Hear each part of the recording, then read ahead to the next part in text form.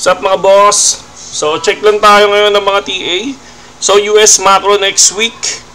So para sa akin may speak si Powell ng Wednesday 12:30 AM. Ito yung kanyang speak. Pakipatay muna yung cellphone. Okay. So ito yung speak niya September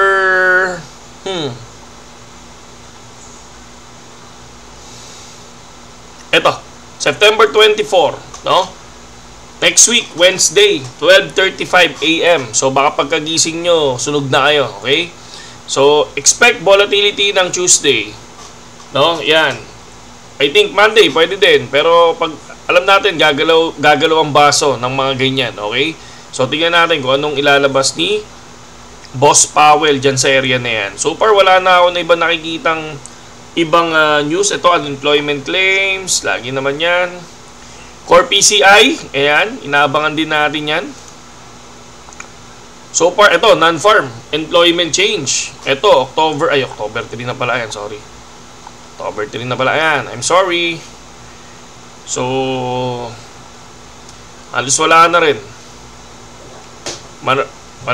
Halos wala na rin. So, yan lang yung nakikita ko na ito, Core PCI Price Index. So, September 26 and September 24 lang ang nakikita natin. Final unemployment claims, tas final GDP. So, next, check tayo sa TA. TA natin, di pa rin tayo pumasok. BTC at 115,518. So, ang ina-expect natin, sana mag-bounce siya dito sa 115,000 or 115,100. So, papasok ako dyan, mag-entry ako ng long position. And kung titingnan natin si Sol. Okay, Sol. At dito nag-entry na ako kay Sol. Sa area na to, kagabi. Nag-entry na ako. So far, bumalik siya sa area niya 238. Okay, 238.38. And kung mapapansin natin, reach my DCA. Nakapag-DCA na rin ako dito kay Sol. And then ngayon, kahit papano, nandoon tayo ngayon sa area na medyo profit na tayo dito, no? So, eto siya sa CP natin.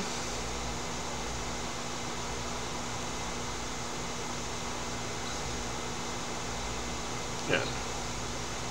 Okay. Sol. Diba? So, dito lang tayo nagki-chart, pero kasi iba yung ginagamit ko sa trading, yung isang account natin, mga kapatid. Okay? So far, pwede tayong pumasok sa 238, saktong 238, and then DCA ng 23709 or 2371. Okay? So yun lang yung nakikita ko dito, no, kay Sol. Then DTP ako, syempre 20%, lagi namang ganun. Then BTC natin, bumababa ba? Sana mag 115. Yan. So far okay naman. Then ETH, tingnan natin sa ETH.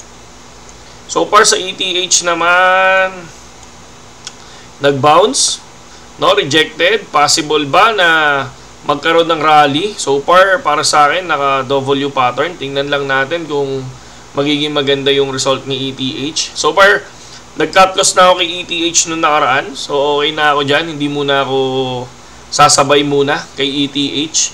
No, BTC and Sol lang muna ako. And syempre, yung AXS natin, mga kapatid. Okay? AXS, okay, sakto yung bounce, no? So, entry, for me, nasa entry zone na ako dito kay AXS. So far, pumasok din ako kay AXS. Now, positive 1% pa lang ako dito. So, pwede na natin lagyan ng long position program to. So, this is not financial advice, mga kapatid. No? This is not financial advice, ha? Tulad ng sinabi ko. Ito kasi, bakit ako nag-long position? Kasi, naka-W pattern siya, no? So, tendency, karaniwan, pwedeng umangat yan, okay? So, ano lang yan, ha? Sariling analysis lang natin yan, mga kapatid. No? Pero kung kayo may sariling analysis regarding sa AXS, yun ang sundin nyo. Ako kasi, ang sinusunod ko, sarili ko lang analysis, hindi yung analysis ng iba. Okay? So, walang ganon, mga kapatid. Okay, yun lang yung aking news ngayon. And then ngayon, kung mapapansin natin, ako, pinakamahalaga sa akin, US market news. Ayokong makialam sa mga Facebook ngayon, rally regarding sa Luneta. Alam naman natin na lahat ng is corrupt, no?